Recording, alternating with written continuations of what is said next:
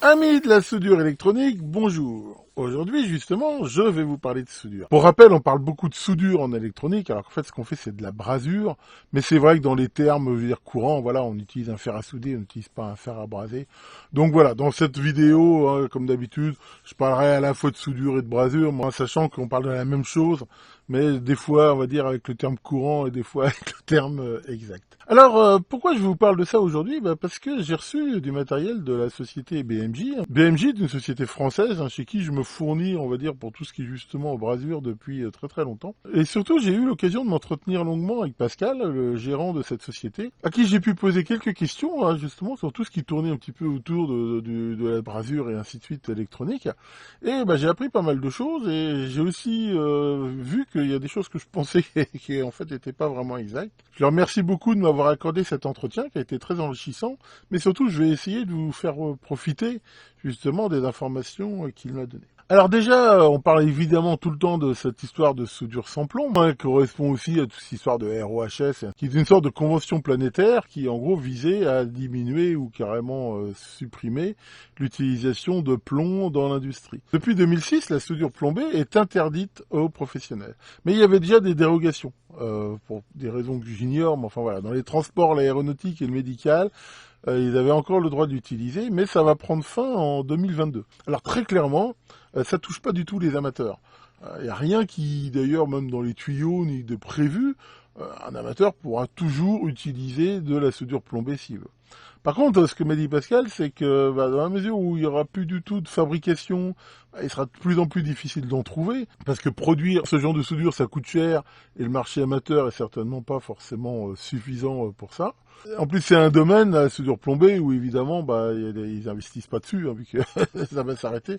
Donc voilà, il n'y a plus vraiment de recherche sur les flux, les alliages, d'amélioration dans le domaine. Il faut aussi bien voir que si on fait de la réparation, la plupart des produits qu'on va réparer, ils sont déjà constitués de soudure sans plomb. Et c'est pas du tout conseillé, si on répare un circuit existant sans plomb, là d'utiliser de la soudure plombée pour les réparer. C'est des alliages un peu bizarres, ce qui fait que même pour un amateur, c'est conseillé d'avoir de la soudure sans plomb, au moins pour ce qui va être réparation. Ensuite, ce que m'a dit Pascal, c'est que si le plomb est toxique, c'est pas tellement que le fait à titre personnel d'utiliser un peu de soudure plombée, l'impact sur la personne, il est quasiment inexistant. Réduire le plomb, c'est plutôt quelque chose de très global dans la mesure où c'est une industrie qui est très polluante.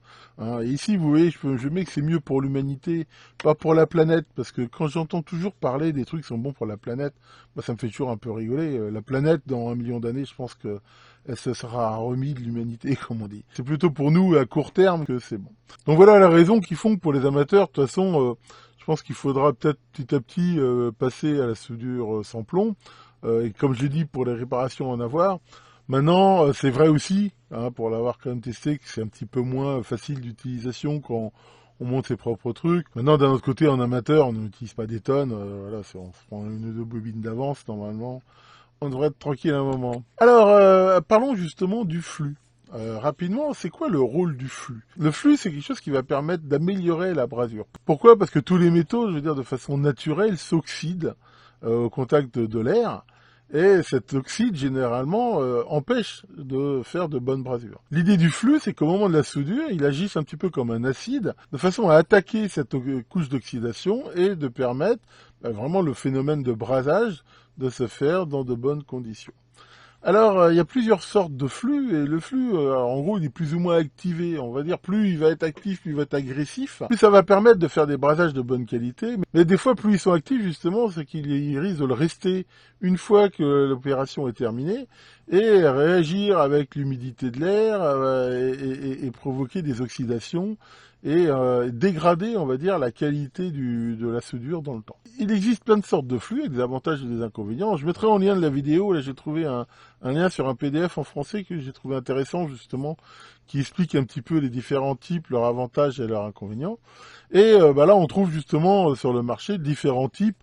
Il y a des flux qu'on appelle no clean, hein, genre RT15 à 11. Ces flux, ils s'appellent no clean, dans la mesure où ils sont étudiés pour laisser très peu de traces, justement, ce qui fait qu'on n'a pas besoin de nettoyer. Il y a certains flux qui peuvent se nettoyer à l'eau, alors ça c'est intéressant, parce que justement, enfin, ça ne nécessite pas de produits chimiques spécifiques.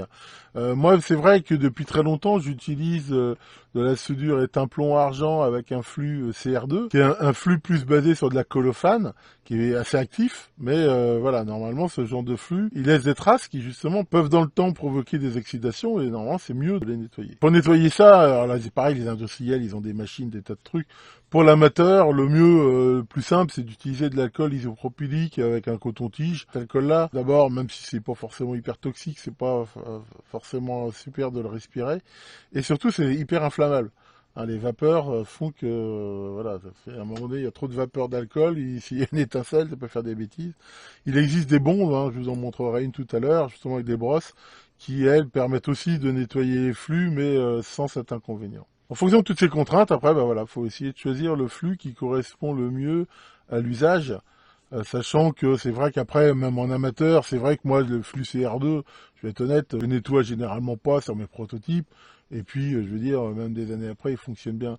Mais encore une fois, il faut toujours regarder la différence qu'il y a entre des systèmes industriels qui doivent correspondre à des normes, et avec des contraintes des fois assez précises, et le monde amateur qui est certainement moins contraignant. Sachant quand même que moi, quand je fais des circuits qui, justement, sont potentiellement soumis à l'humidité ou à des contraintes, là, pour le coup, quand même, souvent, je les nettoie.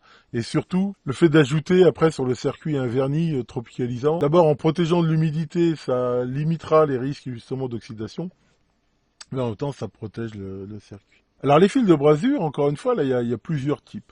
Alors déjà, je rappelle que y a des fils de brasure hein, qu'on va trouver surtout dans les grandes surfaces ou les magasins de bricolage, mais il faut faire très attention. Ces trucs-là, souvent, ils sont destinés à la plomberie, à l'assemblage des métaux, et ils utilisent des flux, pour le coup, qui sont hyper agressifs, mais puis je veux dire adaptés voilà, à la plomberie ou autre.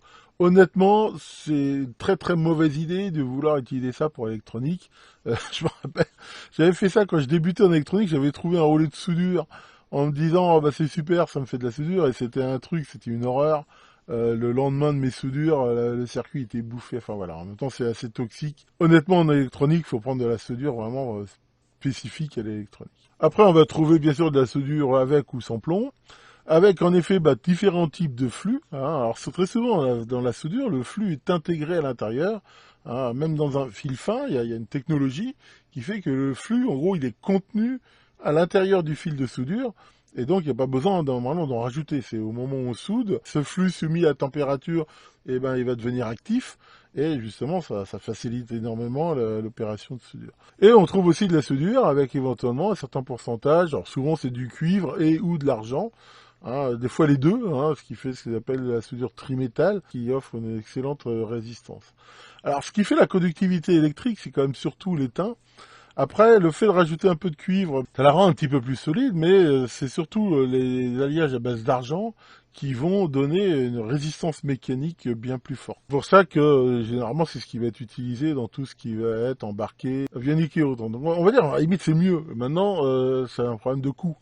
C'est dur à l'argent, l'argent c'est un métal précieux, donc ça coûte quand même beaucoup plus cher. Pour ça, dans l'industrie, ils vont éventuellement quand même plutôt privilégier de la soudure cuivre, s'ils en consomment beaucoup, dans la mesure où c'est quand même beaucoup moins cher. Maintenant, encore une fois, dans la mesure où on se positionne comme un amateur, c'est vrai que c'est cher de la soudure à l'argent. Mais honnêtement, moi, mes rouleaux de soudure, ils me durent quand même relativement longtemps. Personnellement, hein, moi, ce que je conseille, c'est quand même d'investir, parce que ça donne vraiment quand même des soudures de très bonne qualité, dans de la soudure avec de l'argent, pour faire on va dire, les beaux montages, entre guillemets. Et par contre, en effet, d'acheter de la soudure beaucoup moins bonne, pour tout ce qui va être un peu, des fois, quand on rajoute de la soudure pour dessouder, enfin voilà, des trucs où on n'a pas besoin de qualité. Alors ça, c'est sans doute les choses les plus importantes à retenir, c'est comment on va faire de bonnes brasures en électronique.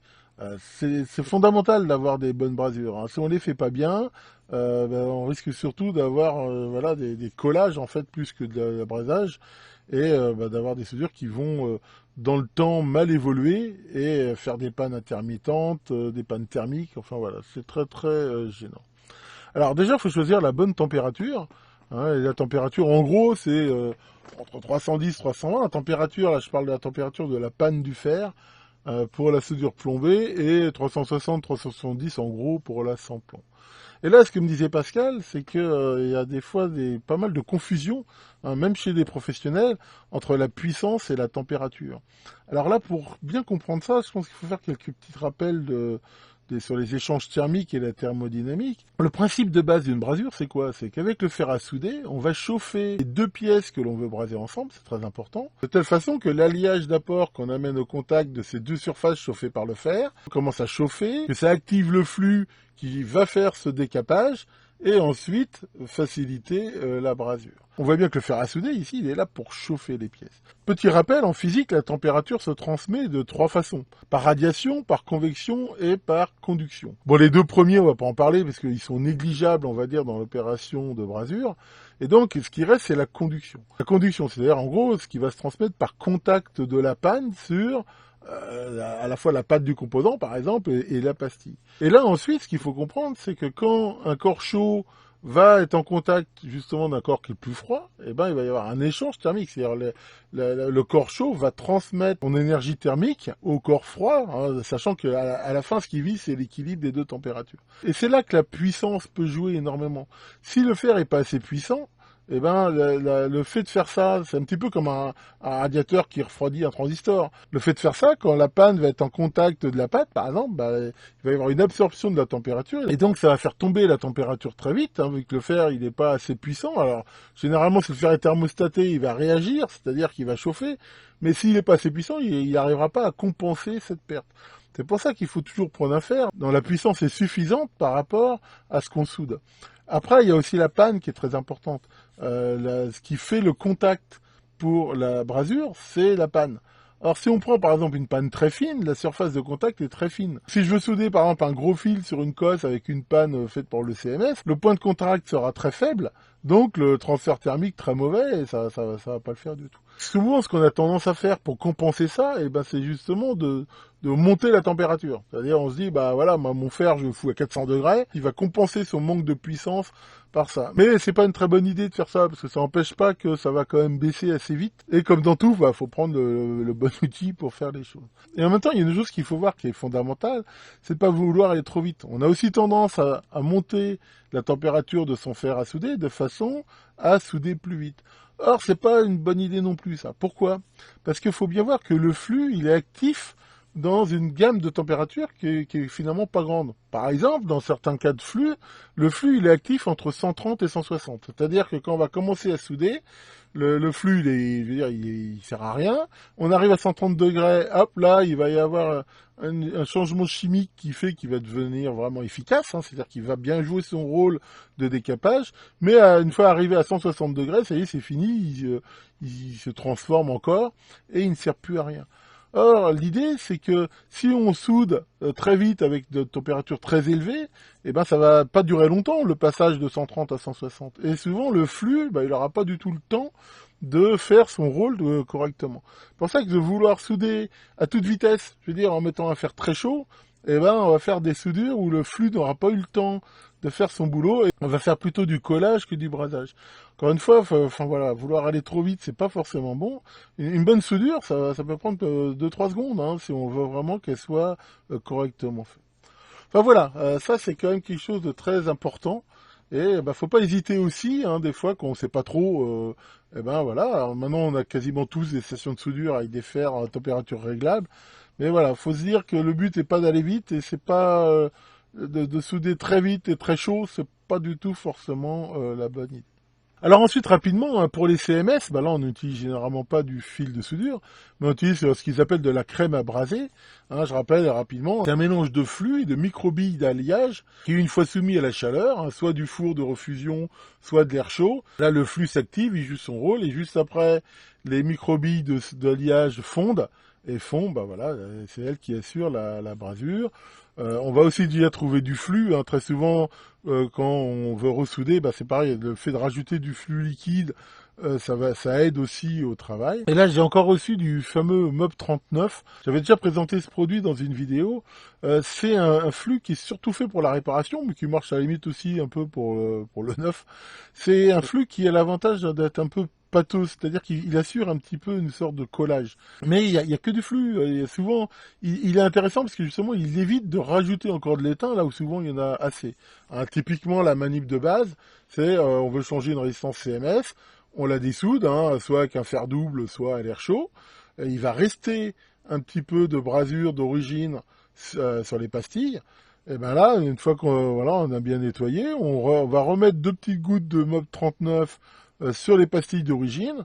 Le composant, on va le poser dessus, donc il va être un petit peu maintenu. Et là, on redonne un coup d'air chaud et hop, ça le remet. Donc c'est vraiment un bon produit. Et Pascal me disait que maintenant, partout dans l'industrie, quasiment, il l'utilise énormément pour la maintenance. C'est vraiment super pratique. On trouve aussi ces alliages sous forme de grenaille. J'en ai reçu aussi, là, je vais vous montrer comment ça se présente. Là, en fait, ces alliages, on va pouvoir les utiliser justement, je vous avais aussi montré ça, dans des bains de soudure, qui sont en fait des sortes de petites coupelles chauffées. Qu'on veut braser des gros câbles, et ben on peut carrément, là justement, on les trempe un peu dans le décapant, on trempe directement les pièces dedans. Et c'est vrai que pour faire ça, c'est quand même bien mieux que de vouloir faire ça qu'un fer à souder, parce que justement, il y a un contact thermique qui est bien meilleur. Chez BMJ, on va aussi trouver de la tresse à dessouder. Et là, justement, je demandais à Pascal, est-ce que fallait mieux prendre la étamée ou pas étamée? En fait, la tresse non étamée, elle contient pas mal de flux qui, normalement, justement, quand on va la chauffer, va jouer ce rôle de décapage et d'améliorer le contact, hein, de telle façon à ce qu'elle absorbe mieux l'étain. Et il existe aussi de l'étamé, qui contient un petit peu moins de flux. Parce qu'elle me disait que c'était un petit peu les préférences de chacun. Après, ce que je peux dire, mais moi c'est mon avis purement personnel, moi je préfère 1000 fois la tresse étamée que la non étamée. Mais voilà, après, chacun voit midi à sa porte. Et aussi cette histoire de nettoyage des pannes. Hein. Pendant des années, on a nettoyé les pannes de fer en les frottant sur des éponges, et c'est pas du tout en fait une bonne pratique. D'abord parce que ça fait un choc thermique qui fait que ça diminue leur durée de vie, et surtout ça provoque de l'oxydation. Pascal me disait que c'est 3M qui a mis au point une sorte de paille métallique un peu spéciale, hein, que je vous ai déjà aussi montré, et qui elle évite ce choc et fait ça très bien. Et par contre, en gros, il n'y a qu'une usine qui fabrique cette paille qui est vraiment faite pour ça. C'est une usine qui est en Chine. Et c'est quand même important d'utiliser cette paille-là. De pas prendre, par exemple, de la paille de fer qu'on trouve pour les meubles. Parce que faire ça va mettre des petites particules d'acier dans les joints de soudure. Et ça, après, quand ça va justement commencer à s'oxyder, ça va faire plein de problèmes. Voilà, en gros, un petit peu toutes les informations qui me semblaient intéressantes de partager avec vous. En plus, BMJ, c'est encore une société 100% française qui propose essentiellement des produits français, sauf quand, malheureusement, des fois, on n'en trouve plus en France. Mais tous les fils de soudure, par exemple, sont faits en France. Et donc, c'est plutôt sympa d'acheter en France, surtout qu'en plus, pour l'instant, je vous l'avais déjà montré, les soudures qu'on trouve en Chine, elles sont pas chères, mais c'est vraiment de la merde. Là, au moins, on est sûr d'avoir de la qualité. Alors, vous trouverez tout ça sur leur site. Hein. Pareil, je mettrai l'adresse en lien. Si vous allez voir sur leur site, ils font pas simplement que des équipements pour le brasage. Vous allez trouver aussi des outils vraiment de qualité pro, comme des pinces coupantes, des trucs comme ça. Alors justement, là, pour finir cette vidéo, je vais vous montrer un petit peu concrètement comment se présentent les produits que j'ai reçus. Sachant qu'en même temps, ça c'est aussi un plus pour moi, c'est toujours emballé de façon super soignée, ce qui fait que on reçoit des produits en excellent état. Pour commencer, j'ai reçu 2 bobines de la soudure, c'est vrai que j'utilise le plus pour l'instant, qui reste en effet de la soudure plombée. Alors ce qu'on peut voir sur les alliages, là voilà, on voit SN62 PB36 AG2. Et ça donne tout simplement la composition de l'alliage, 62% d'étain, 36% de plomb et 2% d'argent. Et on voit aussi là justement le flux. Voilà, on voit que c'est un CR2. Alors là j'ai pris 2 bobines avec des diamètres différents. Là on peut voir que c'est le diamètre, un 5 dixième, donc ça fait 1,5 mm, et du 10 dixième, 1 mm. Alors c'est vrai que j'en ai pas parlé, le diamètre du fil, il est important, et qu'est-ce qui change? Il va changer, on va dire, l'avance. Si je veux braser, par exemple, un connecteur où je sais que je vais avoir besoin d'apporter beaucoup de métal et que je fais ça avec un fil très fin, je vais être obligé d'avancer énormément. Ça va pas être pratique. Dans ce cas-là, j'ai intérêt à prendre plutôt un fil de diamètre plus important, dans la mesure où j'aurai moins d'avance à faire. Généralement, le prix, il est au poids, ce qui fait que, voilà, en fait, faut choisir si on veut plutôt de la longueur ou de la largeur, en gros. Alors justement, comme ça, je suis aussi équipé donc en soudure sans plomb. Donc là, on voit cette première bobine. Là, on voit c'est du 99,3 d'étain et du 0,7 de cuivre, avec un flux à 11.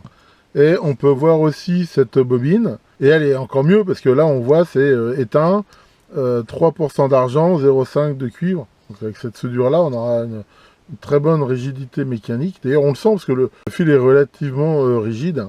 Alors j'ai aussi pris de la tresse à dessouder. Et la tresse à dessouder, pareil, elle existe, comme on peut le voir, en différentes largeurs, suivant ce qu'on veut faire. Et là, ben moi, voilà, j'ai pris de l'étamé. Comme j'ai dit, il n'y a pas photo, moi je préfère la tresse étamée. L'avantage, c'est aussi de prendre des grands rouleaux comme ça. Après souvent, je les renroule sur ce genre de rouleau-là, parce que c'est quand même plus pratique à manipuler que ça. Après, ben, on a cette fameuse grenaille. Voilà. Et alors là, encore une fois, en type de grenaille, on va retrouver à peu près les mêmes alliages. Là pour le coup, c'est un alliage étain-plomb. Et ça se présente comme ça. Alors, bien sûr, c'est lourd. Hein, ça a l'air de rien, mais ça fait 1 kg. Hein, d'un autre côté, le plomb, c'est lourd. Hein. Et cette grenaille, voilà, on voit que ça se présente sous forme de... Bah, manifestement, c'est une sorte de barre qui a été coupée tous les X. C'est ça qu'on va pouvoir faire fondre dans ces pots de fusion. Le fameux système, par exemple, pour nettoyer les flux. Voilà, nettoyant des flux de soudure. Et voilà, comme on peut le voir, c'est bien foutu. Il y a cette brosse qui sert à la fois d'injection du produit et pour nettoyer. Le fameux gel MOP 39, hein, dont je vous ai parlé, voilà. Et qui se présente comme ça sous forme d'une seringue. Et bah, après, on peut mettre différents embouts, les mêmes embouts qu'on met pour mettre les gels à braser. Et une seringue comme ça peut durer quand même très très longtemps, dans la mesure où on en met très peu à chaque fois. Et pour finir, je disais que BMJ faisait aussi des outils. Et là, j'ai 2 pinces coupantes pro d'excellente qualité.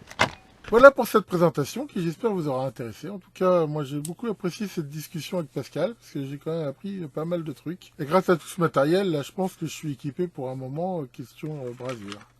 Tiens, Maurice, ça va Maurice? Qu'est-ce qu'il y a? Tu veux savoir pourquoi les pompiers sont venus à la maison hier? M'en parle pas, c'est une vraie galère. J'avais acheté un bracelet connecté pour mesurer mon activité physique. Et ben, le bracelet, il a appelé les pompiers. Il a cru que j'étais mort.